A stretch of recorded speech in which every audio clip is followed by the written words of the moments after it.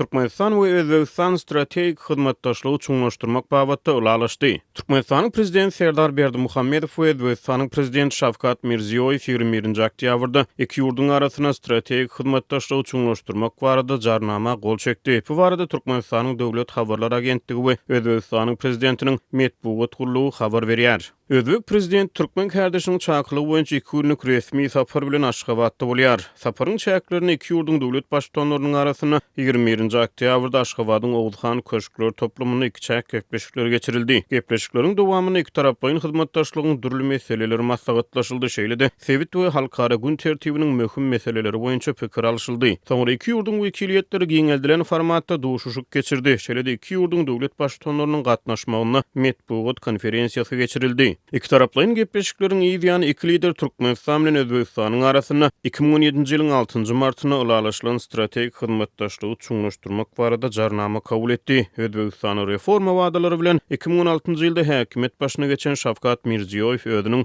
ilkinji daşary ýurt döwlet saparyny 2017-nji ýylyň 6-njy 7-nji martyna Türkmenistana malaşdyrdy we bu saparyň çäklerini iki ýurdun arasyna strategik hyzmatdaşlyk şertnamasyna gol çekilipdi. Aşgabatda kabul edilen täze jarnamada Türkmen-Özbek gatnaşyklarynyň häzirki ýagdaýyna kanagatlanma bildirilýär we bu gatnaşyklary mundan belek ösdürmek barada ulalaşylýar. Taraplar öz aralaryna çuňlaşdyrylan strategik hyzmatdaşlyk gatnaşyklaryny ýoly goýýanlyklaryny yglan edýärler. Bu gatnaşyklar iki taraplaryň görnüşde we halkara giňişligine hyzmatdaşlygy giňeltmek üçin dürli ugurly hemde köp taraplaryň gatnaşyklary has ýokary derejä çykarmagy hemde olara aýratyn ysnaşykly we depkinli häsiýet bermegi gödüňini tutýar diýip 21-nji oktýabrda Türkmenistanyň prezidenti Serdar Berdimuhammedow bilen Özbegistanyň prezidenti Şavkat Mirziyoyewiň gol çeken täze jarnamasyny aýdylýar. Iki ýurdun arasyna ulalaşylan çuňlaşdyrylan strategik hyzmatdaşlyk döwletleriň özügtiýarlylyk, deňlik we çäkleriniň bütünligi,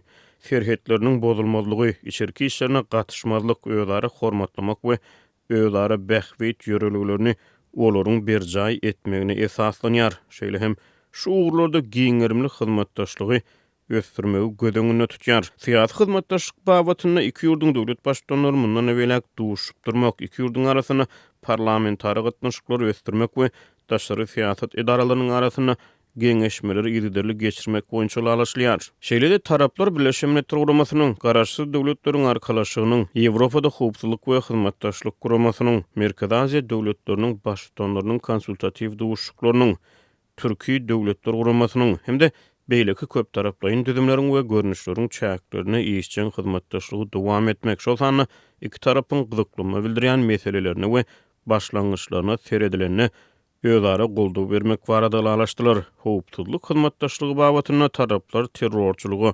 ekstremizmi, separatizmi we beýleki jinaýatlary garşy birlikde görüşmek babatda ulalaşdy. Şeýle-de iki ýurdun döwlet başdanlary hukuk meseleleri, söwda ykdysady hyzmatdaşlyk, ulaw hyzmatdaşlygy, energetik hyzmatdaşlygy, sewtara hyzmatdaşlyk, medeni ynsanperwer hyzmatdaşlyk babatda özara gatnaşyklary çuňlaşdyrmak boýunça ulalaşdy. Resmi namalara gol çekmek dabrasynyň ýa-ni Özbegistanyň prezidenti Şavkat Mirziyoyew Türkmenistanyň öňkü prezidenti Halk maslahatynyň başlygy Gurbanuly Berdimuhammedow bilen duşuşdy. Duşugyň dowamyna döwletlerimiziň halklaryny birleşdirýän taryhy gatnaşyklary, medeni we ruhy umumlygy häzirki döwürde strategik häsiýete eýe bolan iki taraplaryň hyzmatdaşlygy üçin ygtybarly esas bolup durýanlygyny ýytalyp Türkmenistanyň döwlet habarlar agentligi ýazýar. Medpuwat habarlaryna görä Berdimuhammedow Mirziyoyew alawaýatyna sowgat beripdir. Şeýle-de günüň ikinji ýarmyny iki ýurdun döwlet başdanlarynyň gatnaşmagyna Aşgabatda Daşkent sivil bagynyň açylmagyna garaşlýar. Ýa-da 2018-nji ýylyň aprelinde Özbegistanyň paýtagty Daşkent şäherine Aşgabat sivil